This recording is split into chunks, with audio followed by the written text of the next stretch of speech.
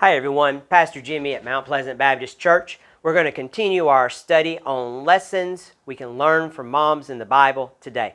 So far we've saw a lesson on teaching, we've saw a lesson on faith, and we've had a lesson on prayer. Today we're going to look at a lesson in sacrifice. And the mother we're going to look at today is a pretty famous mother. As you go around churches this Sunday on Mother's Day, you'll probably hear lots of sermons preached on this mother in the Bible. She is one that normally you see sermons preached on or Bible studies regarding her prayer or regarding her faith.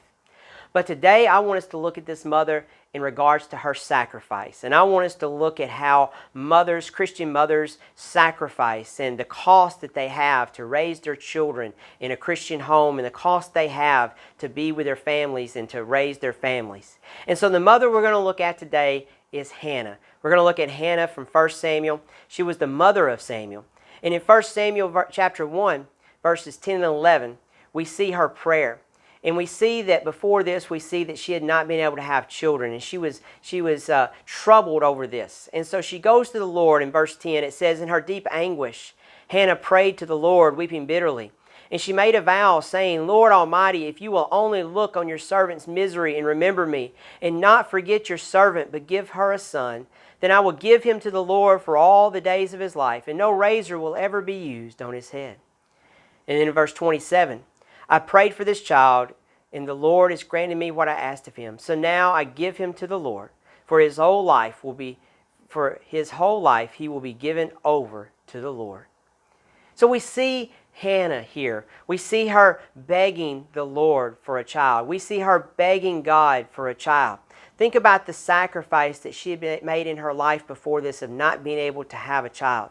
In the customs of that day and in those days, it was looked down upon that she could not have a child.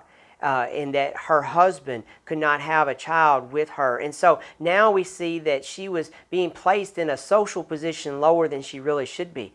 And so all of this was really building up on her. So she went to the Lord and she prayed and she prayed.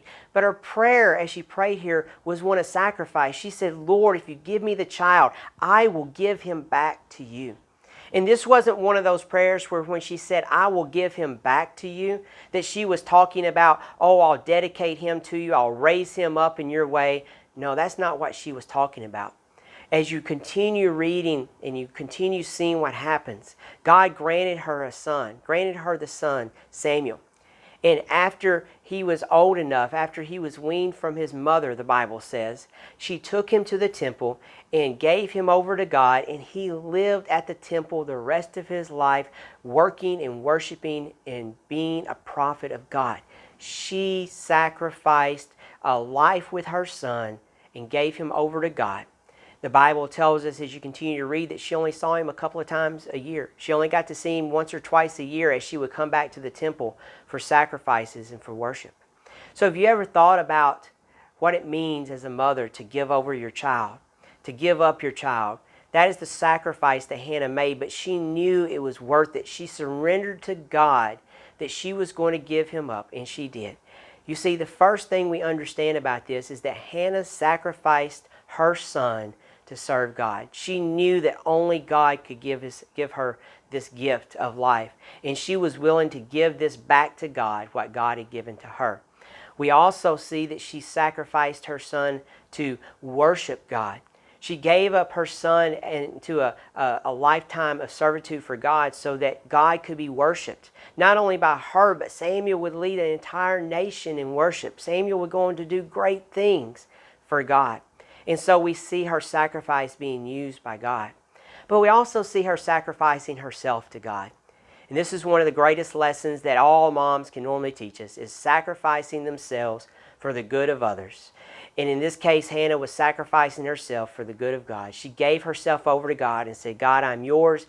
Do with me as you will. But if you give me a child, I will give him back to you. In a way, we all need to be like Hannah and have enough faith to sacrifice our lives, to have enough faith to sacrifice things in our lives that we hold on dear. You see, mothers, you already sacrifice a lot on a daily basis. We understand that. God understands that. And even after your children are grown, you continue to sacrifice for your children and for your grandchildren and maybe for your great-grandchildren. But are you willing to give it all over to God? Are you willing in your life, any of us, willing to give everything over to God, even the most precious things that we hold dear to our hearts? Are we willing to sacrifice them and say, God, they're yours. Use them in any way possible, even if it means that I have to give it up. Hannah understood this. She understood the sacrifice, but she also understood God's power and God's working in her life, and she knew that God could sustain her through all of this. You see, if you continue to read, you'll see that Samuel became one of the greatest prophets in the Bible. We'll see that he anointed King Saul and King David, and we'll see that he faithfully served the Lord until the end. 1 Samuel 2:21 tells us this about Hannah. And the Lord was gracious to Hannah. She gave birth to 3 sons and 2 daughters. Meanwhile, the boy Samuel grew up in the presence of the Lord. You see, because of her sacrifice, the Lord continued to bless her, and she had more children. And Samuel continued to be a blessing to others because he grew up in the presence of the Lord. Sacrifice is hard. Mothers, I know you understand that. Sacrifice is difficult for any of us. But Hannah teaches us that we need to sacrifice those things that are closest of us. Give them to the Lord. Let Him use those things. Let Him do great things through our life and through the lives of others, through the sacrifices that we're willing to make in our lives. Mothers, we thank you today for your sacrifices that you have made for all of us. Mothers, we thank you for your sacrifices in helping children grow up knowing the Lord and living their lives for the Lord today.